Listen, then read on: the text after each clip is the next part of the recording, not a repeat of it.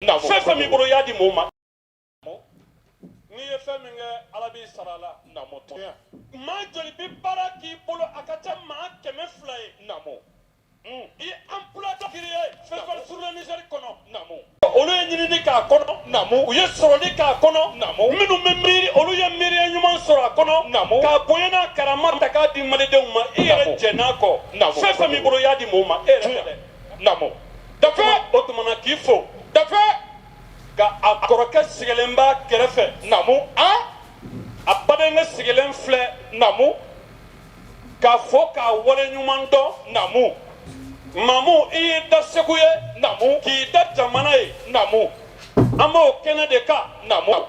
mawti dugutigi namu sidi abdala namu mawti maire namu ni bonya bɛ dira aw ma k'aw de ye invité principal ye ɲina namu mamu diɲɛ san o san di ko kura k'a kɔnɔ min ni kɔrɔlen tɛ kelen ne tiɲɛ o tumana k'a se k'a fɔ namu an bɛ kɔma da yan namu ko Ala ka dɔ wɛrɛ yira an na yarabi ya Allah ɲamakalaya ye miseli de ye namu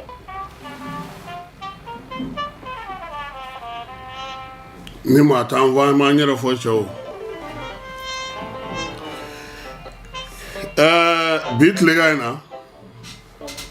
nin ye an ka jɛmukan kɛnɛ kan sigitɔ ye nka an donna ni dakagun ye ka kɛɲɛ ni Mamu Jansa ye Segu festival sur le Niger a ɲɛmaaba sisan Moptikaw an bɛna olu ka ganbari de lamɛn ganbari ale ye dɔnkili kɔrɔlenba ye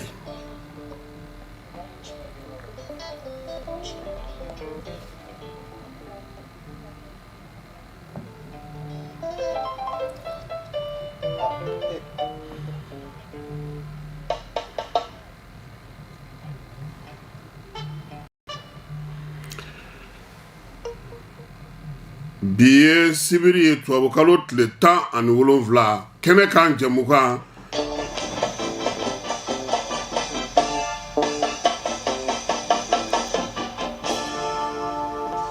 bonsoir Anula Ambia aha a ye tɛgɛrɛ fɔ Segu a ka boli Bamakɔ ye aha Ambia Ubia aha merci beaucoup Jo ni ye Kanaga chef d'orchestre manga ye Jo kɔni Ala ka Jo ni maaw ka Jo Keba Segu de ka di ani kita kɔni maninkaw bi an tɛ ɲinɛ a kɔ birikokaw k'an b'u fana fɔ ko ni tile ne orchestre jumɛn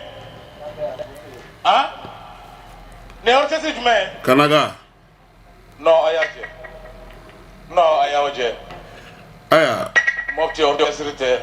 ni Segu orchestre filani tɔɲɔgɔn de Biton filani tɔɲɔgɔn a ye tɛgɛrɛ fɔ yɛrɛ bakun an ye tɛgɛrɛ fɔ an yɛrɛ kun ka ban k'aw to an fɛ yan n'o kɛ o Keba ni ye dɔnkili kɔrɔba ye dɛ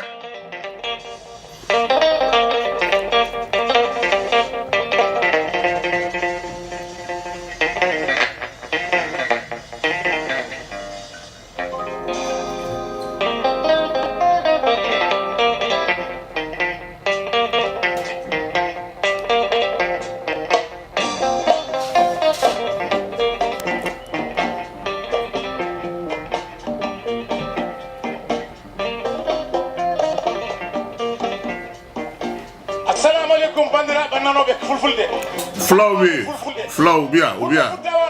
awɔ nɔnɔ t'u bolo de nɔnɔ de t'u bolo nɔnɔ tɛ yen on fini lait ni fila b'a fɛ k'an sɔsɔ yan'an ka bɔ a tigi ka na ni nɔnɔ ye o nɔnɔ b'olu bolo olu ye yuwarukaw ye nɔnɔ b'olu bolo nka u ka misi sɔrɔ man di terroriste b'u dala ye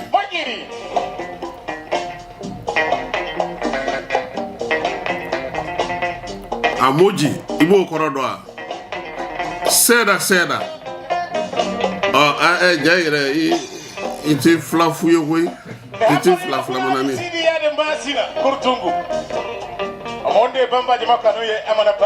émission tɔgɔ ye ko kɛnɛ kan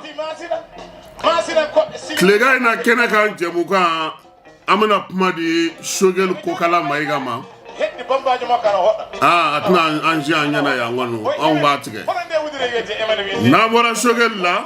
Suleiman Traoré ale ye min ye maa ninnu tɔgɔ ye di nkotigi ninnu olu ka mɔgɔ o ye Suleiman ye an bɛ kuma di ale ma n'o bɔra ye an pe k'ale ka baara banna ofisi kɔnɔ pewu kumakan bɛ an pe fana bolo an b'o lamɛn procureur Touré a bɛ ka maaw bilasira ka kalan kɛ maaw kun o bilasirali bɛ tali kɛ min na Keba an na o fana da maaw tulo kan u ka faamuyali kɛ kibaruya misɛn minnu bɛ yan an b'olu kɛ k'a ko sarango yanni an wuli waati cɛ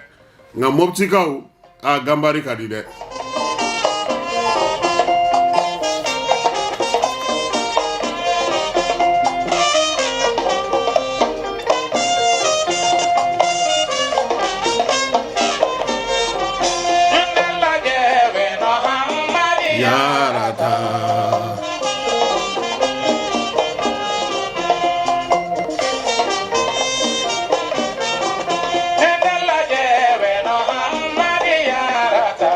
Kelen tɛ dɛ n yɛrɛ kun bɛ yen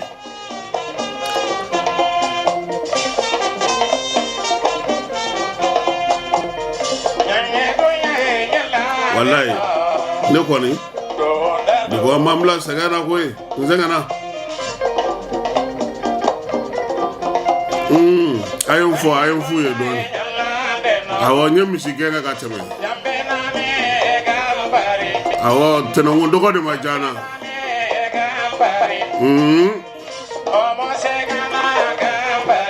O kɛra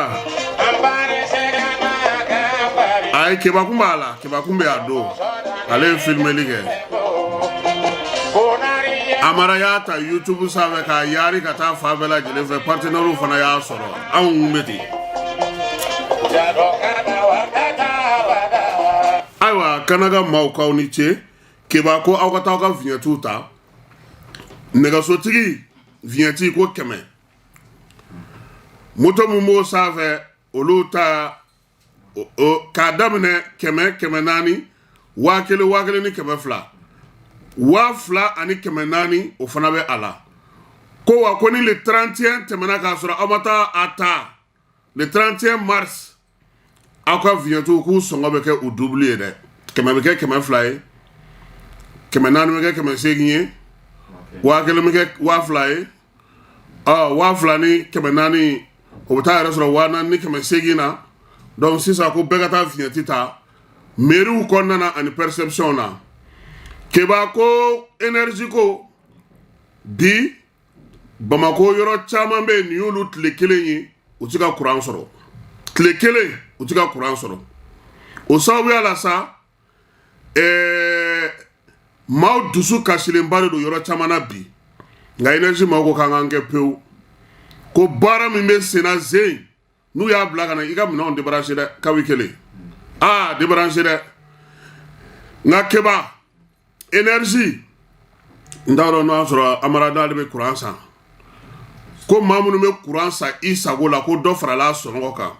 Eredokoma mɔgɔw ko k'u ma jɛn n'a ye bi u ma jɛn n'a ye sini ko énergie ka o baara in k'u k'o dabila ko nin waati in na u tɛ ka courant yɛrɛ sɔrɔ ka di mɔgɔw ma k'u b'u den tancogo la k'u ka taa dɔ fara courant sɔngɔ kan k'a ka f'u ye ko k'a jɔ n'i ko sisan k'i b'i ka fɛn recharger i sago la Keba on s'en tient toi hein n'o y'a sɔrɔ e bɛ courant 10 na san i bɛ t'i yɛrɛ sɔrɔ 14 na 4 o y'olu ta ye donc Eredokoma ko o ye k'u den ka dɔ de fara courant sɔngɔ kan ye k'a tɛ kɛ ten k'u ka mɔgɔw wele ka mɔgɔw ɲininka u ka sɔrɔ ka dɔ fara a kan Keba armée k'a bɛ wulikajɔ la wulikajɔ an kɔni bɛ dugawu kɛ Ala k'a ɲɛ u bolo an ye yɔrɔ caman fɔ kunun sɔrɔ olu mɔgɔw bɛ degun na an b'a ɲini u fɛ u ka se ka wulikajɔ kɛ o ko la n'an bɔra yen CEDEAO ni Mali k'an y'a fɔ ɲɔgɔn ma ko k'an bɛn Burkinakaw fɛ yen lajɛ dɔ tun bɛ yen o lajɛ in kɛnɛ kan sa min ye je le répète ye ale ni Sadio Kamara ka taa fara min ye ministre tɔw u bɛɛ lajɛlen tun b'o ko in kɛnɛ kan yen Mali ale ka bɔli CEDEAO la o kuma u ye tali kɛ o la kosɛbɛ nka yirala k'a fɔ ko min ye jamana ye Mali Burkina Niger jamanaw kulu kɔni y'a yira k'a fɔ kulu ka CEDEAO ko segili ko kuma kɔni ko banna pewu furato o la tuguni nin y'o bannen de ye sisan sa fɛɛrɛ min bɛ se ka sigi sen kan u ka jate la ni maa bɛ se ka i ni sigi o kan dɔɔni o ye u yɛrɛ bɛna baara mun kɛ min ye AES kɔnɔna na u b'a fɛ ka jɛkulu sigi cogo min u b'a fɛ ka baara boloda cogo min u bɛ ka o de ɲɛɲini nin waati laban ninnu na nka u y'a yira k'a fɔ Wagadugu kɛnɛ kan ko waliya min taara ka ɲɛsin Niger ma ka Niger ka musaka ko o ndaraki a la CEDEAO maaw fɛ k'u ma jɛn n'o ye u y'o waliya u y'o kɔn kosɛbɛ o kɔnni sira fɛ sa u y'a yira k'a fɔ kɔni ko min ye CEDEAO ye a bɛ ka waliya mun kɛ o la ko o ma diya u ye wa u b'a ɲini fana jamana ɲɛmaaw fɛ olu ka se ka fɛɛrɛ ni dabali sɔrɔ yaasa min ye jamanakuntigiw yanni olu ka ɲɔgɔn ye cɛ u ka se ka fɛn fɔ CEDEAO maaw ye ko nka ko CEDEAO k'a k'a bila kun na k'a fɔ ko u ni olu kɔni ko o baara kɔni k'o banna CEDEAO yɛrɛ y'a yira k'a fɔ ko ka fɛɛrɛ ni dabali tigɛ ko yaasa cogoya min na u ni jamana ninnu bɛ se ka sigi ka fɔ kɛ sabula olu bolo waleya in kɔlɔlɔ caman bɛ a la wa kɔlɔlɔ mun b'a la ko a gasintan tɛ u t'a fɛ fana degun ka se jamanaw ma jamana minnu bi ni olu yɛrɛ tun bɛ nin ko n'olu yɛrɛ y'u cɛ ka bɔ nin ko ninnu kɔnɔna na yaasa sa ka se ka faamuyali kɛ o ko bɛɛ lajɛlen na min ye nko karamɔgɔw olu ka ɲɛma n'o ye Sulemani Traoré ye ale ye laseli dɔ kɛ laseli min na a bɛ bilasirali fana kɛ an ka jɛ ka o lamɛn.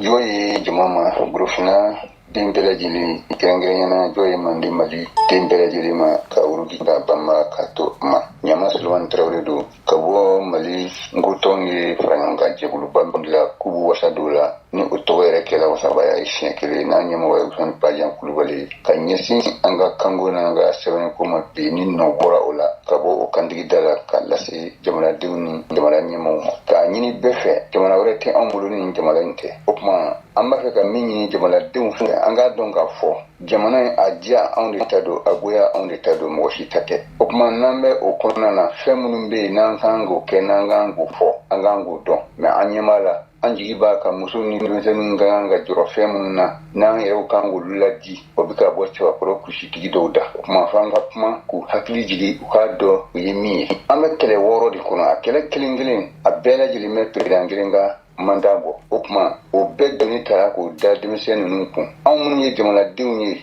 jigi bɛ anw de kan o kuma o kuma ko ni jamanadenw ko min a ka kan olu mana kɔfilɛ tuma o tuma u kan jɔlen u kɔfɛ kɛlɛ fɔlɔ tubabuw ye maa minnu ta ka bila an ka jamana kunna ka jamana dayɛlɛ u ye ka jamana di u ma denmisɛn ninnu nana olu bɔ yen o tɛ se ka ban tubabuw ye o ye kɛlɛ fɔlɔ ye kɛlɛ filanan an ko kɛlɛ 6 a kɛlɛ in ka ca mɛ kumaba 2 bɛ yen an b'o fara ɲɔgɔn kan k'a kɛ kɛlɛ 8 ye fatɔ ni naloma bɛɛ bɛ min ye kɛnɛ kan a kɛlɛ 7 anw ye Faransi gɛn ka Faransi libu diɲɛ bɛɛ ye ka diɲɛ bɛɛ ɲɛ don a la aw ka kan ka dada fo ka taa diɲɛ wuli Faransi tɛ ɲinɛ aw kɔ wa a b'a kɛlɛ kɛ fo ka taa se diɲɛ wuli ma a kɛlɛ 8nan anw ni bɛnna kan Faransi kan kun y'anw ka jamana kunnasigi kan ye jamana ɲɛmaa ko jamanadenw ka fara ɲɔgɔn kan n'u bɛnna min kan ale b'o baara kɛ cɛ in y'a ɲidi dɛ a n'a baarakɛɲɔgɔnw u y'u nidi dɛ an y'o sigi ka kumaw kɛ tubabu finman kelen kelen minnu man cɛ la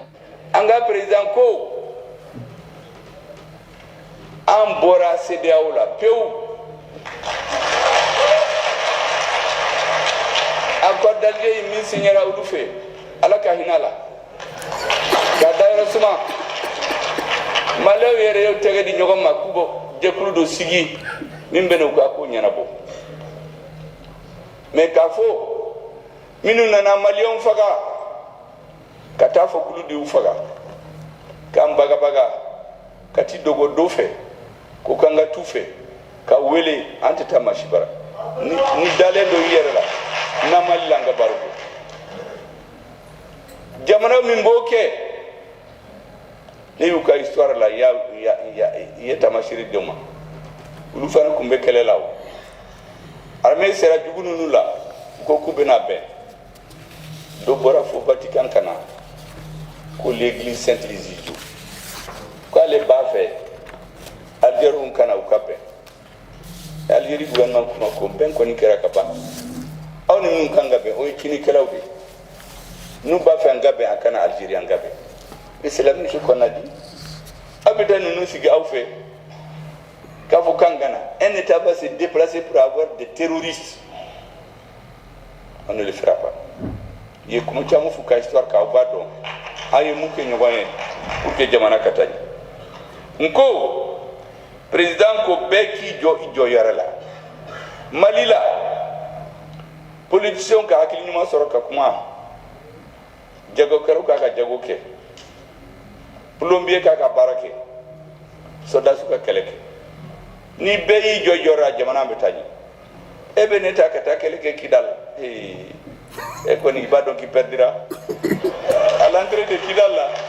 Kata morfa dine ma ko ne ka do Kidal. E ne ko nte do de. Ibada sodasu renyini. Meto kuma la mais sodasu do bena bana he ka kuma kacha ne ko ni beteme. Ulu de ka kele do. Donc ni beyi jojora jamana betani. Kabni ansikira ne a fo peñena ne ni minnu be barake o sire a caman be salin kono ba fo me ko M5 RFP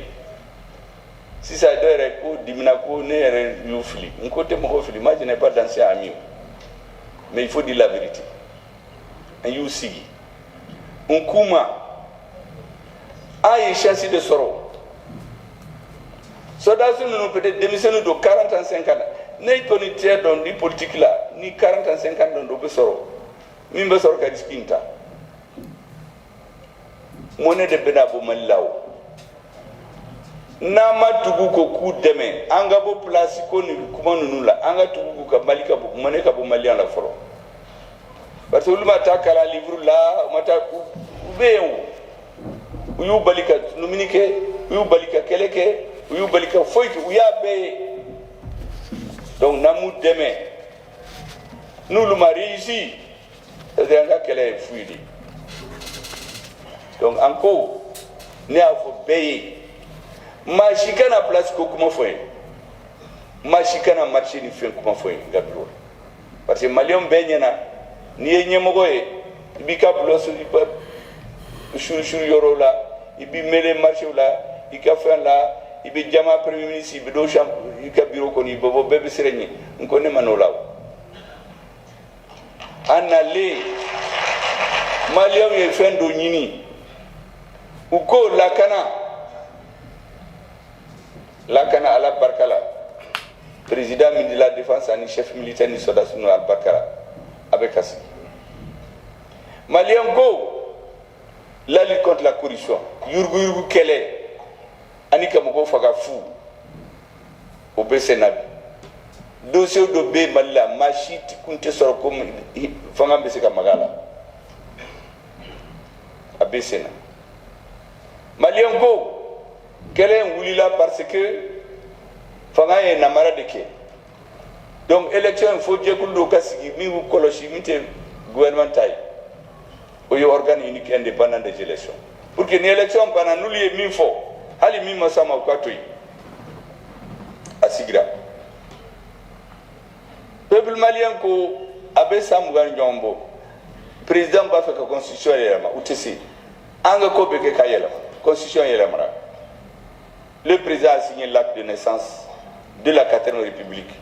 le 22 juillet 2023 les peuples est mini kayelama do malla donc pourquoi ka ay balion bewele pourquoi qui dit non les assises nationales de la refondation neni président kumana des AD akonema kidi des assises ambena munde kesisa parce que chama be ko assises be ke do assises teke aye baruke le président a tranché assises kake hakilna mimbula hakilna mimbe M5 mogola ni malien werela anga malien to weli kana nu farala nyonka o de malitai o kera bi fe mo fa nabeke ina fu asis kera kuranede ni be kuma do ba fu asis national de a demandé do rete asis ni ga asis ko no ta don ere ba fo dron ko asis de afo ka so ru ko kuteta o don kele min bora la beba kalama tout a été dit Ayiwa Shogel ni y'ale ka kuma ye an b'a dan nin yɔrɔ in na k'a sababuya kɛ Mali ale bɔli CEDEAO la ani baaraba minnu kɛra premier ministre ale yɛrɛ fari man di a la an bɛ dugawu kɛ ala ka nɔgɔya k'a ye a ka baarakɛyɔrɔ maaw kɔni y'a jira k'a fɔ ko n'ala sɔnna a ma ko alamisa ko a ni kunnafonidilaw bɛna ɲɔgɔn ye malikura taasira kan nka an b'a fɔ a ka baarakɛyɔrɔ mɔgɔw ye u bɔra k'a fɔ ko ŋunuŋunu kuma maa ma ŋunuŋunu kɛ dɛ olu de ye communiqué ci mɔgɔw ma ko Sogɛli ni mɔgɔw bɛ ɲɔgɔn ye le 15 a sɛbɛn bɔra primature de la ŋunuŋunu kun tɛ dɛ u y'a ci mɔgɔw ma primature cachet tun b'a kan a sɛbɛnnu bɛɛ tun b'a kan ka se ka bɔ ta k'a fɔ ko mɔgɔw ye ŋunuŋunu kuma fɔ ni ŋunuŋunu min don o ye premier ministre ka communication mɔgɔw ka gɛlɛya de ye olu de y'o rumeur don a la n'o tɛ maa si ma rumeur don a la a bɛ komi sisan u ko ko le 22 ni premier ministre ma nɔgɔya fana ye ŋunuŋunu ye tuguni wa donc ka se communiqué kɛ cogo la u kana baga mɔgɔw ma Keba Segu stade Amarindaw o baaraw o bɛ kurakurali bɛ ka daminɛ Tɔnbɔkutukaw fɛ yen ministre taara yen jamanakuntigi kun ye stade kura min layidu ta u ye o stade baara o birikiden fɔlɔ dara o senfɛ ministre a ye minɛn di min ye sifinw ka so min bɛ Tɔnbɔkutukaw fɛ a y'o fana kurunbɔ kari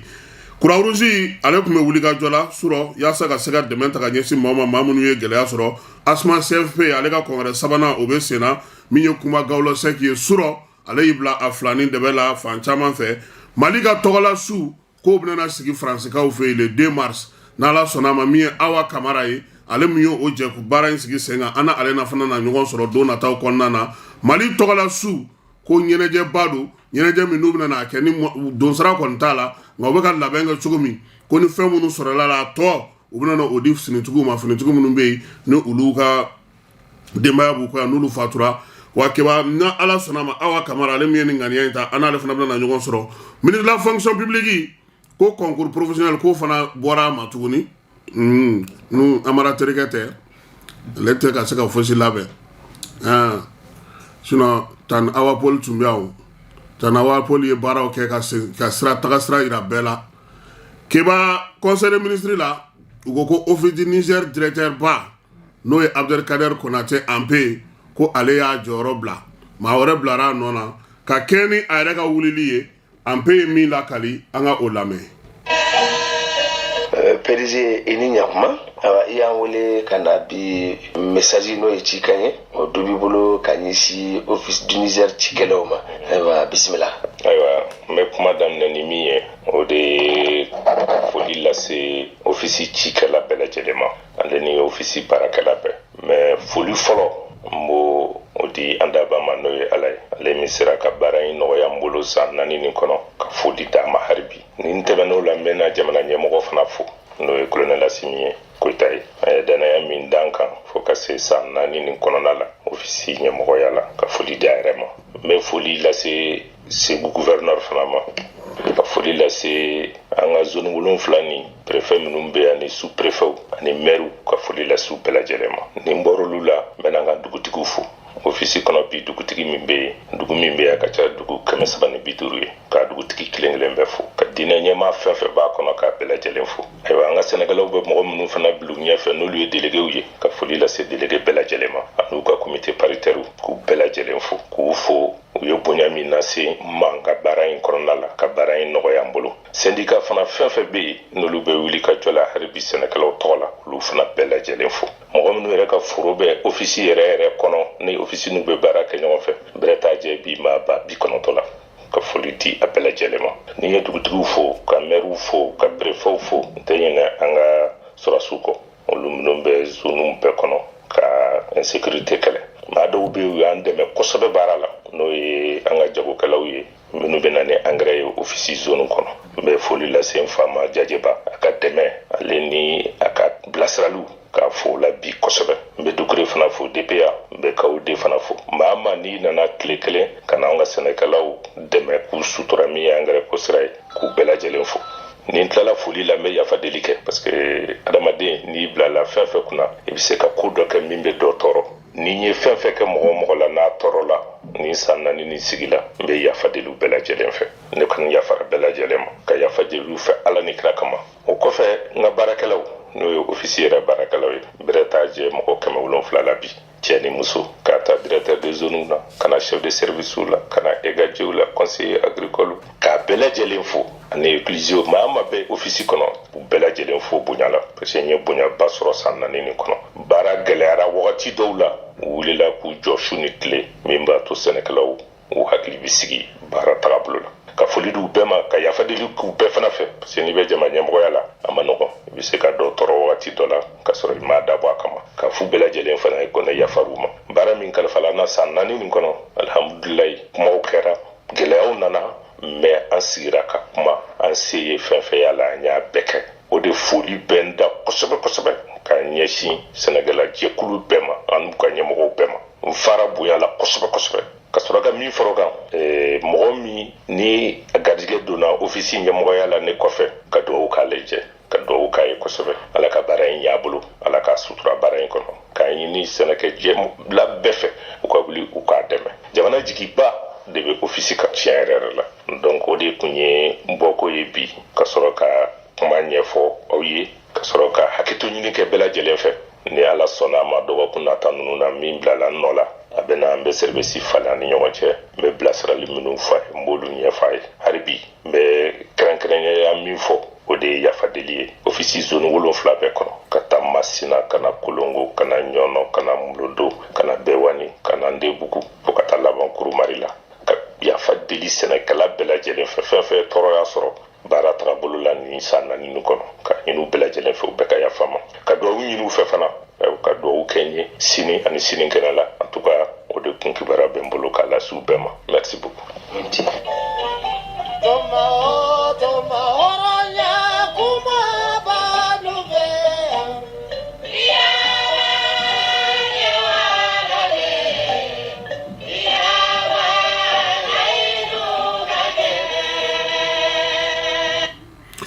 layidu tɛ maa min na maa kan'o k'i taama ɲɔgɔn ye Amara ko kuma gɛlɛyalen don jamana in kɔnɔ sisan maaw yɛrɛ t'a dɔn u b'a min fɔ sa o bɛɛ lajɛlen jɔrɔlen don ko biométrie Mali k'o sigira sen kan maliyɛn minnu bɛ kɔ kan k'u b'a ɲini ɲɛmaaw fɛ a ka kɛ tilennenya ni laadiriya la n'a ma ɲɛ ko musaka bɛ bɔ a ko la gouvernement ka bɔ ka dantigɛli kɛ maaw k'a faamu maliden minnu bɛ kɔ kan k'u b'a ɲini Mali ɲɛmaaw fɛ u ka kuma ambassades consulats u ka baarakɛla minnu bɛ yen n'u bɛna bila nin baara in na Mali kɔnɔ a n'a kɔ kan ko baara in ka kɛ tilennenya ni laadiriya ni dalenya na ko yaasa u ka se ka kɛ gouvernement ka bɔ ka communiquer a ko bɛna kɛ cogo di a bɛna don sira jumɛn fɛ maaw b'a kɛ cogo di ko yaasa sɛbɛn min ni maaw kan k'a sɔrɔ a ka sɔrɔ tilennenya ni dalenya ni laadiriya la wa fana k'u bɛ min ɲini o ye sen ta kana kɛ dibidibi ye a kana kɛ namara ye a kana kɛ yuruguyurugu ye yɔrɔ sisan an ka jamana kɔnɔ ko k'an bɛɛ k'an kuma cogo dɔn ko kuma bɛ kuma na k'olu tɛ se ka fɔ ko bɛ ko la k'olu tɛ se ka kɛ ko nka ko maa ma bali k'i ka kuma yaasa an ka se ka faamuyali kɛ an taara jɛmu dɔ kɛnɛ kan procureur Touré i b'a dɔn k'a fɔ ko cybercriminalité ɲɛmaaya tun bɛ ale de bolo yan'a ka di docteur Adama ma kabakoden Adama ma ale kɔni n'i sera ale ma i ka tile bannen o yaasa faamuyali ka kɛ nin ko ninnu na keba aw ka tubabukan ninnu atteinte au crédit de l'État n t'a dɔn n b'a fɔ cogo an ka Touré lamɛn Touré bi yan ka ban an ka Touré lamɛn. I y'a fɔ par exemple e ka t'i sigi k'a fɔ ko ni jamana yɛrɛ bɛ se ka kɛ ko e ni maa si tɛ bɛn e mɔgɔw tɔɔrɔ ni tɔɔrɔ la an bɛ tan jamana yɛrɛ tɛ ka taa ɲɛ o fɛn sugu ninnu en tout cas fɛn min bɛ mɔgɔ jamana lagosi i m'a faamuya i bɛ se ka jamana critiquer k'a fɔ par exemple ko bon Bamakɔ nɔgɔlen don i m'a faamuya poussière bɛ Bamakɔ fan bɛɛ ou bien Bamakɔ goudron dɔnnen don ni faamaw m'o yɔrɔ ninnu lajɛ de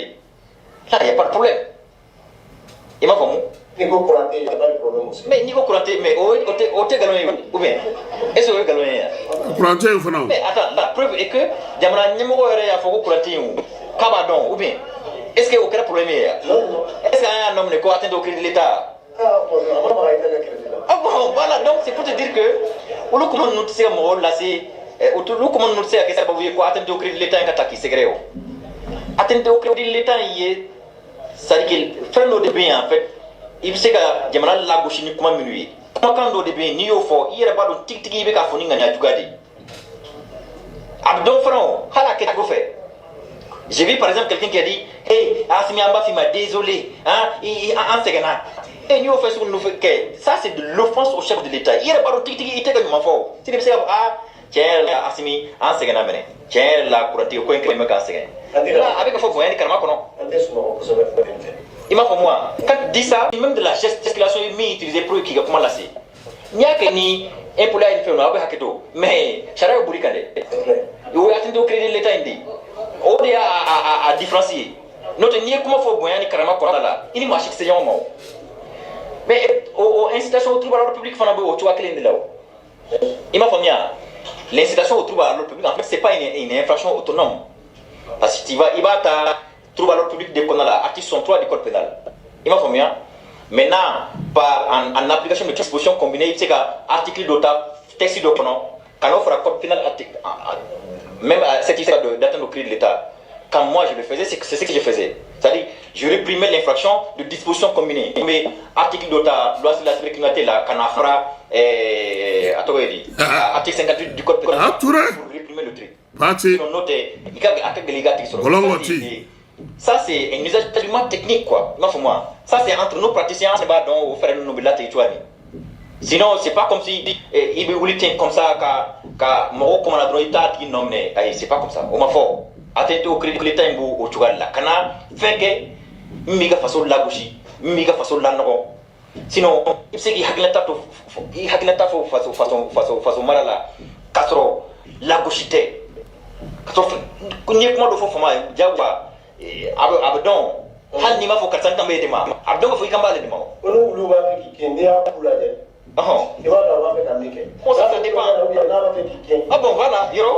donc au bel fana ni be fait que ndiga. Bon, ala hali ka trouble provoquer ni fen no. Olu beye o kuma kelon yo. Ni be fait que jamana deun la révolte kubla fangala. Ni ya fo ube kula murti voilà. Kula murti kubla fangala. Mais à dépend comment faut tu faire. Ni comment faut tu voir de là. Beba on fait que mon la murti. C'est comme quand les gens ont dit ambeta nindo masina nala sona Ibrahim Boubacar Keita yubo fangala amti kama nambisa ambisa. Mais ça c'est clair que tu incites les gens, tu arranges la foule quoi pour que mon oublie kata tanike. Ou le nous par exemple, on a vu ça ici. Ça on ne pouvait, c'est pourquoi certains disent que bon, Touré à droite à droite, parce qu'on ne pouvait pas aussi laisser. Tu as fait qu'on au cours de notre école. Donc, ah non, je me suis dit, clé de clan,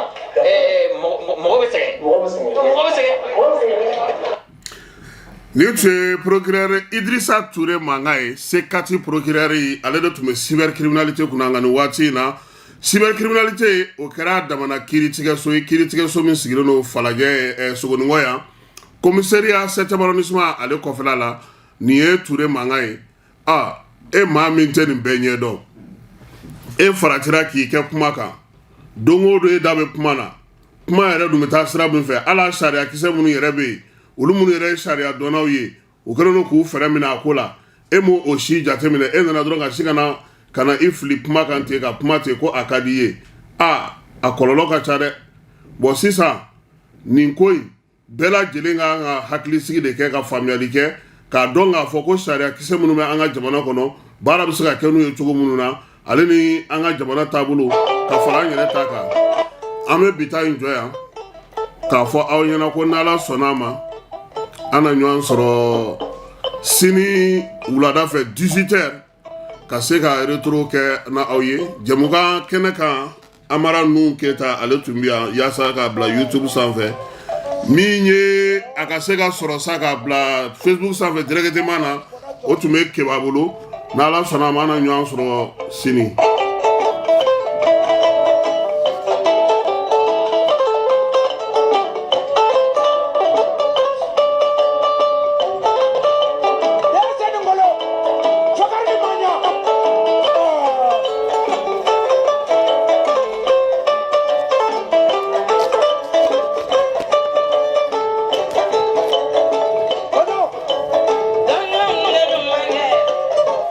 Sebu dana unge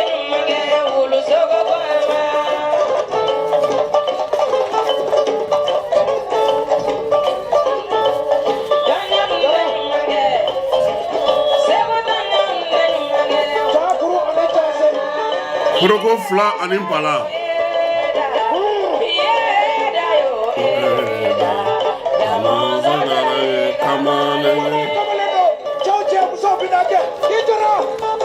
Akambe ni ala na grâce na masini.